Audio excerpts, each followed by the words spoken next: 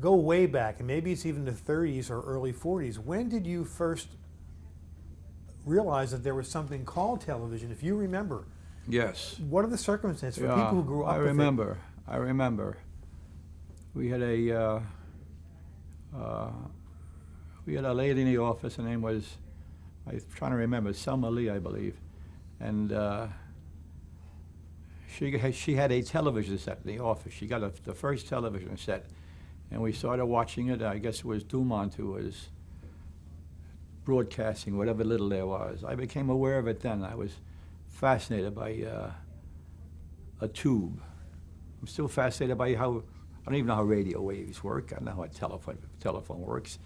I don't know how I don't know how these things work.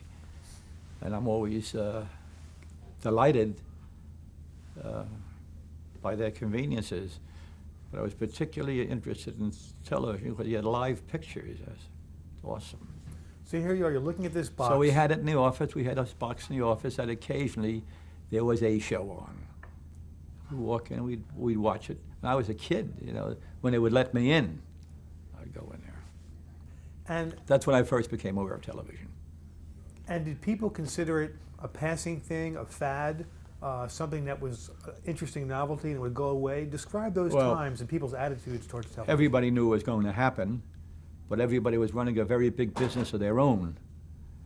The radio business was a big business. The advertising agencies and sponsors in radio, that was a giant business. So did they neglect television? No. Was television coming? Absolutely yes. But there still was a primary business over there, and television just had to work its way in. And for television to work its way in, somebody had to invest fortunes of money on equipment.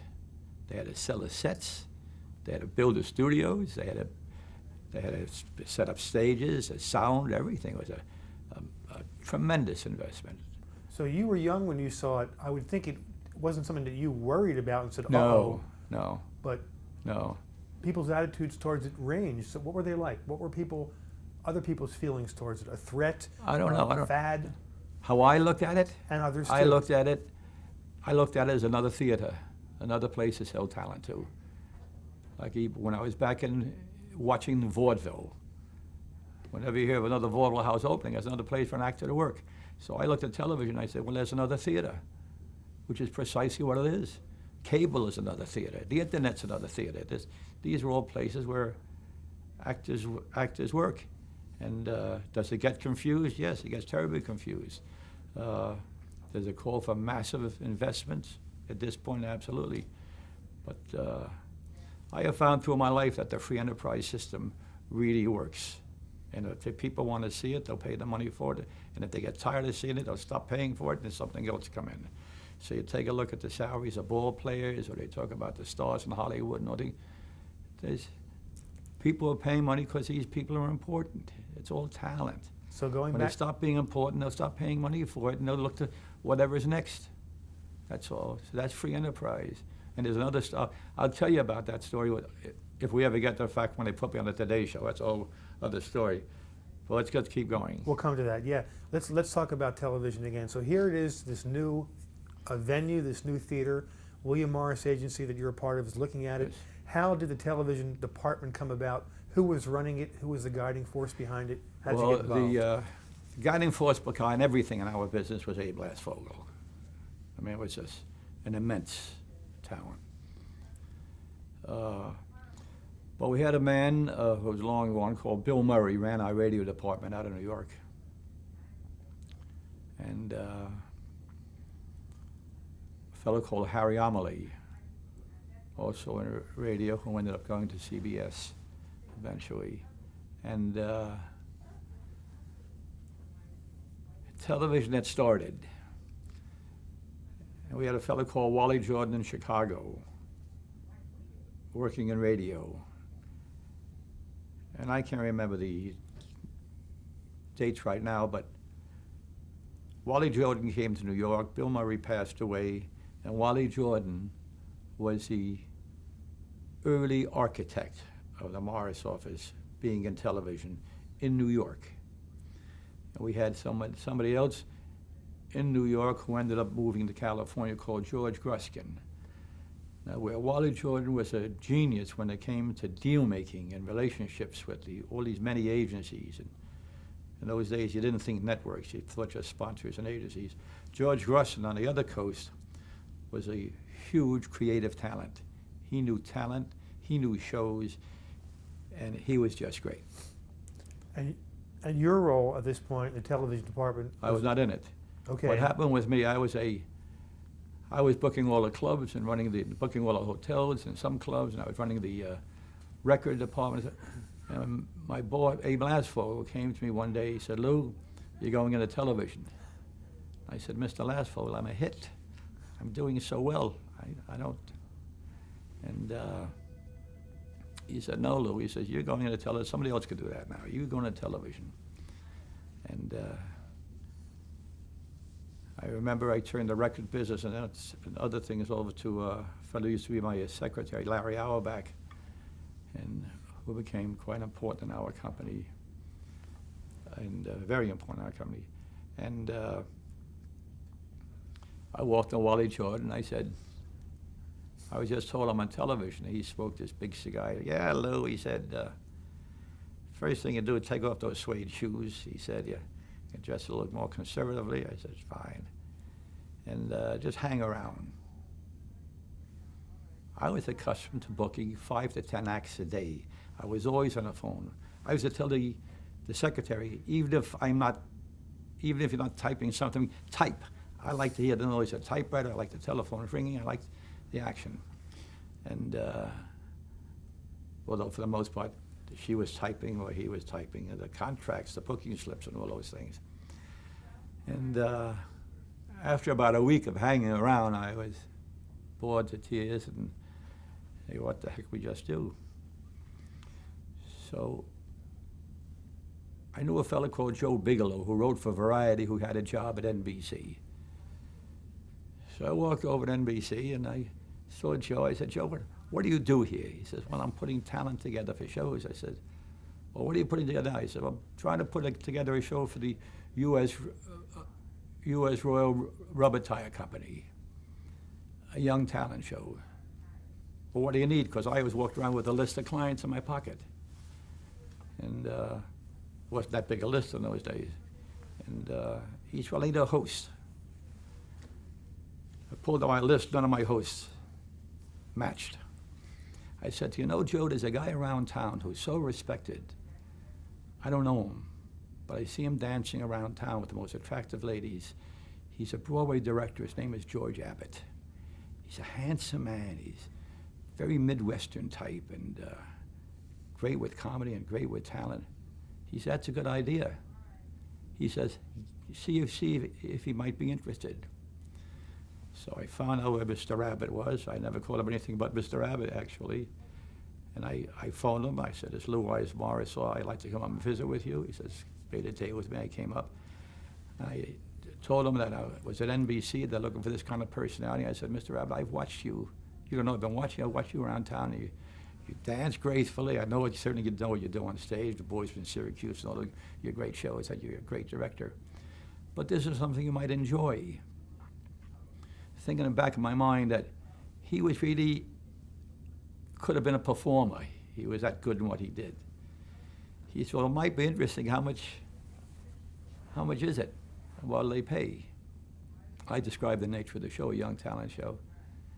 So I went back to Joe. I said, "He might be interested. What's his salary?" He said, $2,000 a show. I go back to Mr. Abbott. "I can get you 13 weeks firm, $2,000 a show, $26,000. And what do you think?" And he said, I said, "But I'd have to represent you. You'd have to sign a contract with me because I get 10%. He said, "That's fine." And he said, "But they have to hire my 2 assistants." I said, "What do they get?" He said, $250 each. So I go back to Bigelow. I said, "Of course, the other $500 a week. He wants his 2 assistants." So I go back. I got the $2,500 for Mr. Abbott and the 2 assistants. I said, "But I want to sign the assistants. I like to represent them as well as you." Well, one assistant was Bobby Griffith, who became the producer of West Side Story, Pajama Game, great shows. and the other one was Hal Prince. So these are the two assistants I picked up in representation. It just shows you how the business goes. The show was unsuccessful. I ran 13 weeks, and that was it. And then I went back to the office. And I said, Wally, I just made a television deal. How do I make out a booking slip? What are you talking about? I said, I just made a deal with NBC for George Abbott and his two assistants. I mean, $2,500 a week. It's commissionable, and I want to put in a... He looked at me, he said, Jesus Christ. He said, sit down. And because all I had done, I had ventured into somebody else's territory, NBC. But I didn't know. And then I started learning from Wally, who was a great teacher. And I hung around Wally a lot. And Wally loved 21. That's when I started going to 21. It had to be 40 years ago. And 21 still my favorite hangout place. And just got to know the advertising agency people, all those people, and saw how the business worked. You cannot be an agent by reading a book and signing an actor and saying, I want 10%. That sounds very simple. It's a very, very lengthy, complicated business. And a lot of osmosis has to take place before you know what the hell you're doing and understand the mentalities of the people you're dealing with, the nature of a deal, what's right and what's wrong, career evaluation, etc., all of that. So being an agent is and fortunately for people like Abe Lasford, has become from a guy with a derby and a cigar to a noble profession. It's an important profession, and agents today are motivators and movers and whatever it should be. So it's about relationships, it's about being out there among people. Yes, everything. So Everything.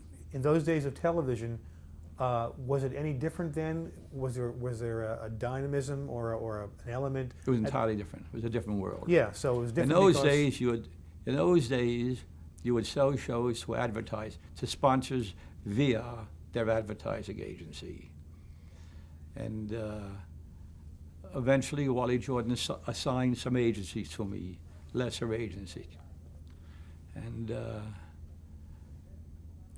I remember the first show I ever sold, package, was and I'll get back to the word package shortly, was to the Mogan David Wine Company, an ABC called $1 a Second, starring Jan Murray, one of my comics. And there was a format that was brought to the office by a fellow I met for the first time in my life, Frenchman who didn't speak much English, called Jean-Paul Blondeau. And the name of the format was successful in France, called 100 francs par second. It was $1 a second. And we converted the show into an American show, and it was a huge hit. So that was the first deal I ever made, and that show, in those days, game shows were important. And that show led to the next show, which was Treasure Hunt for Jan, which was on for many years, which unfortunately, for the wrong reason, got knocked off the air during the quiz show scandals. Totally the wrong reason, but. I remember $1 a Second, believe it or not, growing up. And was Jan somebody you knew from the nightclub scene? Sure, I represented Jan. He's a comic, and he was great. He had his authority, he understood the game, etc. He was attractive. So here you are in television. Let me switch a page. And let's talk. I watched the Wally Jordans of the world function. I learned how it worked, and I had my agency. So it's $1 a second I sold to an agency called Weiss and Geller, which became the North Agency. And I had the opportunity to meet Neeson Harris, who was the CEO of the Tony Company. So all of a sudden, relationships started to happen. I knew a CEO, I knew this and that. And one thing leads to another, and my agency list became more and more important as we went along. And so I handled agencies like BBD&O and NWR. And I had Compton, I had major agencies who dealt with major clients. And then the packaging part of the show, which I think I should tell you about now, Sure. how that happened. Yeah. Go back a bit. Years ago, the motion picture companies controlled the talent. It was a total vertical operation. They had the talent, they had the theaters, they had the studios, and they would own the talent. And they'd move it right through to the exhibition of the theaters. So MGM had Gable, Hepburn, Tracy, Mickey Rooney, Judy, I can keep going, Greer Gosling, all those people. Warner's had Edward G. Robinson, James Cagney, Betty Davis, et cetera, et cetera. Paramount, I'm trying to remember now, had Bob Hope and Bing Crosby and many other. And 20th had Tyrone Power and many others. Yeah. They all had a vertical operation. The government put them out of the theater business. And when television started getting business, they could not afford to maintain their payrolls of all these talents. They started trimming them down, and they trimmed them down to 0, where they controlled no talent, and everybody was independent. And they ran and were hugely successful, running a studio and having a distribution arm. And distribution is really the biggest business of all, in all the businesses. The music business, the television, everything, distribution is where it's at. Well, when these companies wanted to get dramatic shows and comedy shows, the studios were not equipped to put all these elements together. They didn't control anybody. They didn't have any talent. But interesting enough, the agencies, through representation of talent, had these people. So people like Wally Jordan and certainly Abe Laswell recognized that we could put the writer, the producer, the actor, the director together. Usually all our own clients, but not necessarily. And deliver the whole thing to a sponsor. And we would not take commission from the clients that we had in the show. We would get commission from the package. The package would pay us X fee or whatever it was. So the agencies in those days became like executive producer packagers, and still are today. Because again, there is no source that controls all the talent necessary to put things together. And that ability is almost impossible to get with today, because who has that kind of reach on talent other than agents? So our competitors, CAA, UTA, ICM, the Morris office, we were able to do that, and it's a very, very necessary form, or else you'd not have anything on television. They wouldn't know how to put them together. And if they knew how to put them together, they wouldn't have the availability of the talent, or know who's working where, who can do this, who can do that. So it's a very, very sophisticated business. And I remember reading, you can describe this, for example, the Burl show, the Texaco show. That seemed to be a classic packaging situation. If you would describe William Morris's role and your role in that. Yes, yeah. Well, it goes, where does it go back to? I guess it goes back to General Sarnoff. He needs somebody to sell television sets, because that's part of the investment. You just couldn't go into television. There was no television business. So by having a Milton Berle, and it went like wildfire on Tuesday night at 8 o'clock. It was like wildfire. Everybody ran out to buy these 8-inch black and white television sets. And it was Berle. And Berle sold the sets, and as sets got around, they required more programming. And NBC had the lead in that, but I think Dumont was still in business. They ended up becoming, I think, Metro Media. I'm a little confused at that point.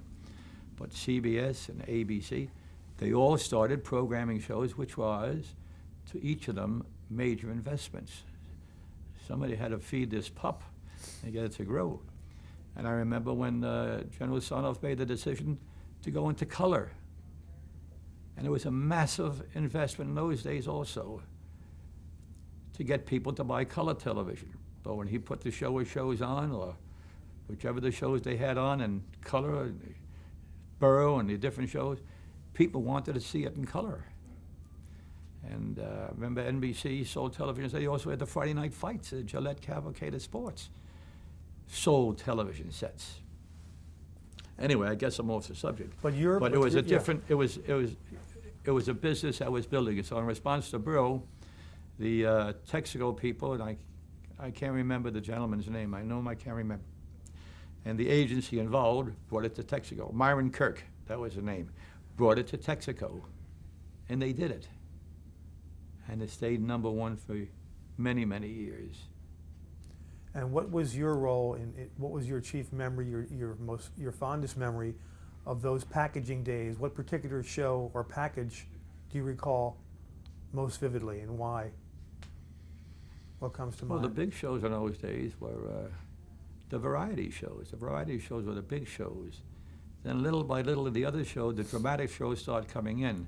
The dramatic shows were, for the most part, the Philco Theater, the Studio Ones, etc. These were live shows.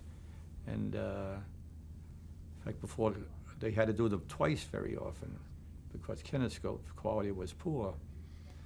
And you know, the progress of business was like today with computers. It just, things kept getting better, and tape came in, etc. But you have one particular story or memory or of a package or a show that was close to you? Was it Show of Shows? Was it Texaco? Was it? In those days, all of them. They were all variety shows. I was not selling the comedy or package shows for a while. I was selling game shows and variety things, etc. But then as my clients, not my clients, the agencies I was assigned to develop needs, I came up with ideas for them. And there were difficult days. I remember the days of the blacklist. And I remember Abe Lasfogle. And we had a number of clients that were so abused for all the wrong reasons, and this fellow in Buffalo, wherever he was, made up a fancy list and put down a lot of names on there and say they were communists and they would deprive work. And the boss said, we have to work extra hard to get these people, you know, they're good people, they're clean people, and they're American people, not anti-American. If just some of these women are knocked off.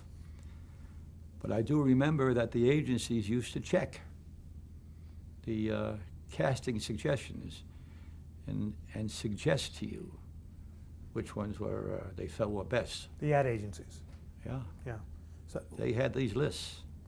and how did you feel being involved in that? You were put in a position Oh, where...